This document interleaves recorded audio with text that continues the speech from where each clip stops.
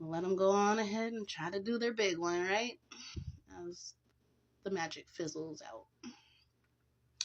And now that the magic is fizzling out, and people are getting more desperate and time is shortening more and more, we have individuals and groups desperately plotting and planning and having meetings with our names involved. Meeting up in parking lots and in abandoned buildings and in caves and in the woods and everywhere else that they like to tuck and hide and lurk. Hmm? You have keys being made to your houses and to your apartments, even the keys that beep you in. And you have evil intent landlords and managers and CPS workers and DSHS workers, and you still have people in and out of court, pretending that they know you when you've never met them, had a single conversation with them ever in your life. And you have people planning to invite you to go to the club and to go to family events.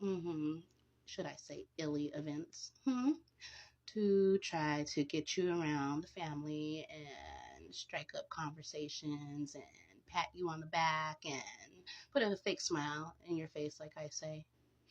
But in the meantime, while they were plotting and planning for you to come to that event, it was one, to try to put you back into a slumber, two, to put some more work on you, and three, to set you up, to still try to unalive you, for your spiritual and your physical inheritances. And why are they all continue to do this? Because at the end of the day, everybody that is karmic out there suffers from mommy and daddy issue syndrome because of what family members did to some of them. Basically, hurt people. And because a lot of people were hurt as children, they seek to attack the children, to put them through the same torture and torment as they went through. How that makes sense, it will never make sense to me. You're supposed to be the protector of ones and take what you went through and be able to protect your inner child first and foremost, and to be able to protect these children out here so that they can grow up happy, healthy, nurtured, strong, independent, curious, and don't let, one of the family babies be different, unique, an enigma, hard to understand, mystical, exotic. Yeah, don't let that happen, because now you're the prime sitting duck, in a pond, and there's hunters with their pew-pews, their long pew-pews, just waiting to take an aim at you. And it's really just nasty and disgusting.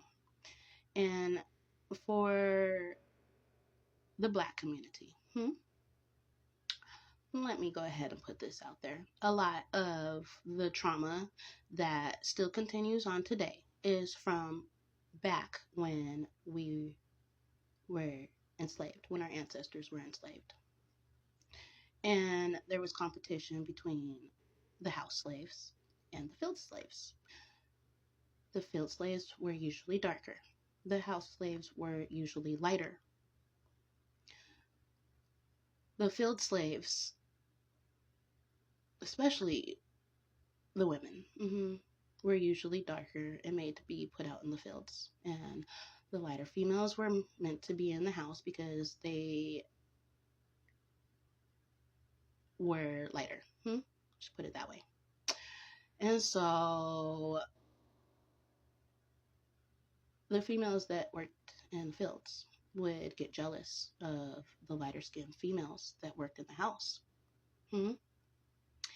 And it didn't matter who was in the house and who was in the field, because at the end of the day, it was torture for both, correct? Because the ones in the field out there hot, sweating, blood, sweat, and tears. But being jealous of the light skinned female in the house is dumb, because the female inside the house was getting molested and aped. And having babies. And then being despised by the slave master owner's wife, right? So then they're getting abused by the slave master's wife as well. And then the light-skinned slave woman, her babies are sold off. And she's made to continue to feed the slave owner's babies, right? So either way, it was torment. And this whole class code of skin color is really annoying. We all bleed the same.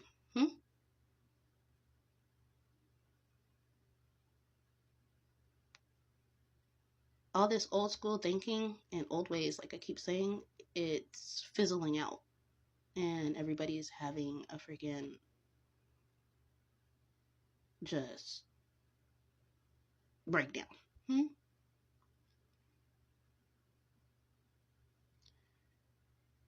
It's time for little kids to be able to go back outside and be able to play with other kids, and have communication skills, so that they don't grow up, only so that they don't just have communication skills behind a screen. That's not real. Nowadays, nobody knows how to express their emotions. They don't know how to communicate. And that's because everybody's in front of a screen. And there's nothing wrong with that when it applies to, getting work done and stuff like that. But as far as taking the natural imagination away from children, that needs to change, because children are growing up to be toxic adults and then repeating the cycle with the next generation. All this stealing, killing, and unaliving needs to stop, and it's gonna stop, whether you like it or not, to the karmics out there.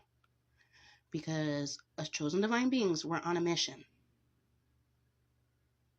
and we're going to continue that mission. Love and light.